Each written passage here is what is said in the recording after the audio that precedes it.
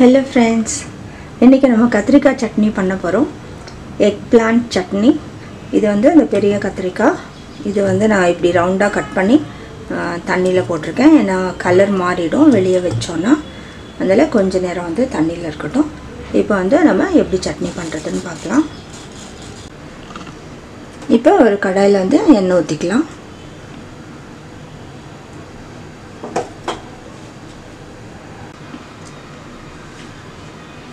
இதில கொஞ்சம் சீரகம் போட்டுக்கலாம். கடலை பருப்பு 1 டேபிள்ஸ்பூன் போடுறேன். 1 டேபிள்ஸ்பூன் உளுந்து.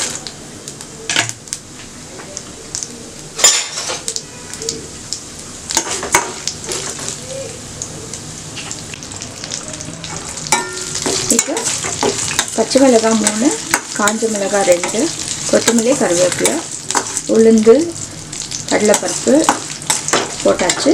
இப்போ வந்து நம்ம கொஞ்சம் எள்ளு போட்டுக்கலாம். 1 ஸ்பூன் தான்.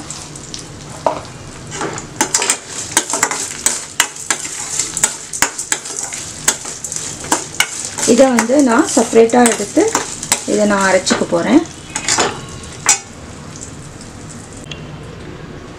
இப்போ அதே கடாயில வந்து நம்ம இன்னும் கொஞ்சம் எண்ணெய் ஊத்திக்கலாம்.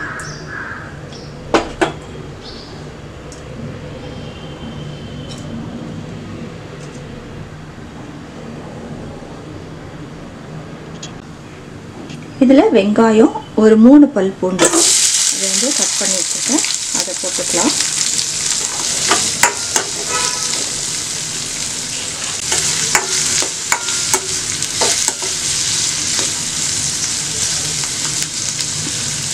இது வதங்கட்டும்.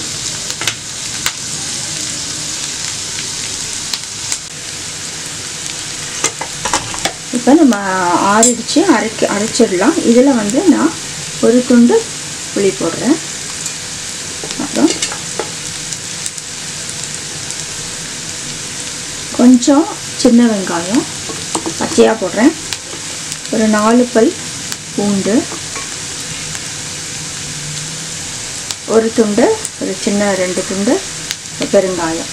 நீங்கள் பெருங்காயத்தூள் இருந்தால் அது போட்டுக்கலாம். இப்போ இதை வந்து நம்ம நல்லா பொடி பண்ணிக்க போகிறோம், அரைச்சிக்க போகிறோம்.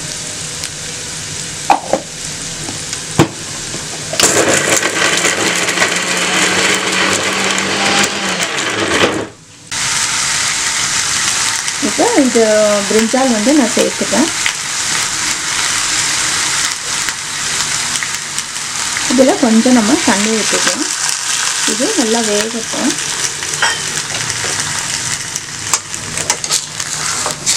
இது கொஞ்சம் நேரம் வந்த பின்னாடி சாஃப்டாக ஆகிடும். அதுக்கப்புறம் வந்து நம்ம அதோடு சேர்த்து அரைச்சிக்கலாம்.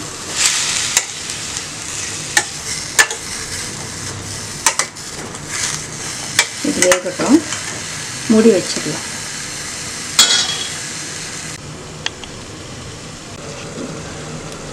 இதில் கொஞ்சம் உப்பும் சேர்த்துக்கலாம். சேர்த்து இன்னும் கொஞ்சம் அரைச்சிக்கலாம். ஒரு கலரி விடலாம்.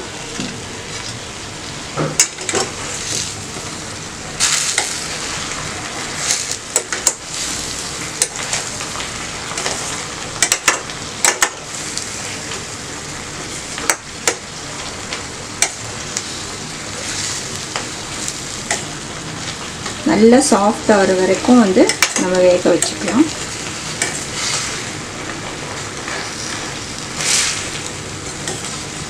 நீங்கள் ஸ்டவ்வில் வந்து ஃபுல்லாக வந்து எக் பிளான்ட் முழுவதும் வந்து சுட்டு கூட அந்த தோலை எடுத்துட்டு நம்ம பண்ணலாம்.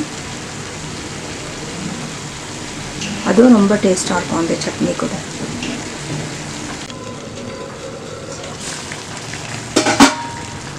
இப்போ நம்ம கொஞ்சம் மஞ்சத்தூளும் உப்பும் போட்டுக்கலாம்.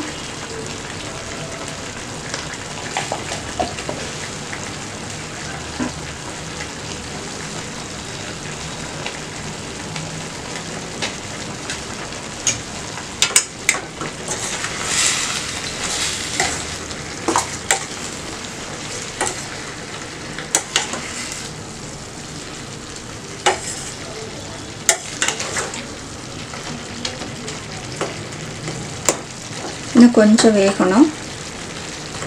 இதெல்லாம் வந்து நல்லா சாஃப்ட் ஆகிற வரைக்கும் நம்ம வேக வைக்கணும். இப்போவே வந்து முக்கால் வெந்துருச்சு.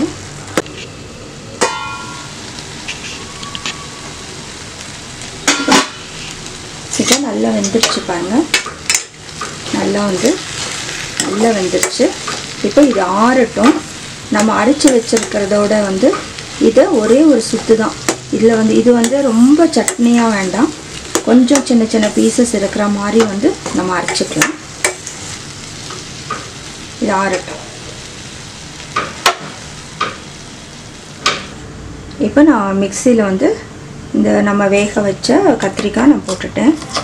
இப்போ வந்து நம்ம அரைச்ச அந்த ஃபஸ்ட்டு அரைச்சோம் இல்லையா பருப்பெல்லாம், அதை வந்து நான் இதோட ஆட் பண்ணிவிட்டு ஒரே ஒரு சுத்து தான், அதாவது ரொம்ப வந்து கோர்ஸாக தான் அரைக்க போகிறேன். ஏன்னா இந்த மசாலா வந்து நம்ம அரைக்கலைன்னா அந்த பருப்பெல்லாம் வந்து அரைப்படாது. அதுக்காக தான் வந்து முன்னாடியே அரைச்சிட்டு இதோட வந்து இப்போ சேர்த்து ஒரே ஒரு கொஞ்ச நேரம் அப்படியே சுற்றிட்டு எடுத்துடலாம். இதெல்லாம் கலக்கணும், அது மாத்திரம்தான். இப்போ அரைச்சாச்சு. இங்கே பாருங்கள், ரொம்ப வந்து நைஸாக இல்லை, கொஞ்சம் பீசஸ் எல்லாம் வந்து தெரியுது, உங்களுக்கு தெரியுதுன்னு நினைக்கிறேன். இது பாருங்கள், இது பாருங்கள்.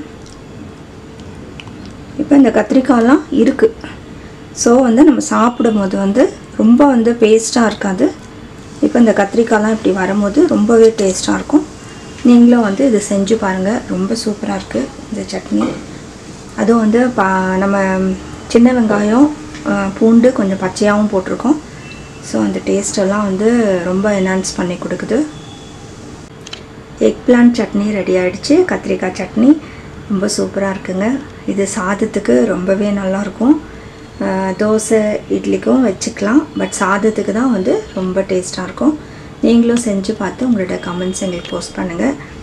எங்கள் சேனல் புதுசாக பார்க்குறீங்கன்னா சப்ஸ்கிரைப் பண்ணுங்கள், லைக் கொடுங்க, ஃப்ரெண்ட்ஸ்க்கு ஷேர் பண்ணுங்கள். உங்களோட வந்து சப்போர்ட்டுக்கெல்லாம் வந்து ரொம்ப தேங்க்ஸ். நிறையா பேர் வந்து எங்களுக்கு சப்போர்ட் பண்ணுறீங்க.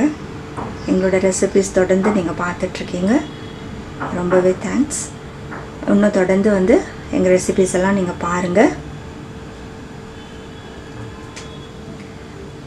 தேங்க்ஸ் ஃபார் வாட்சிங்.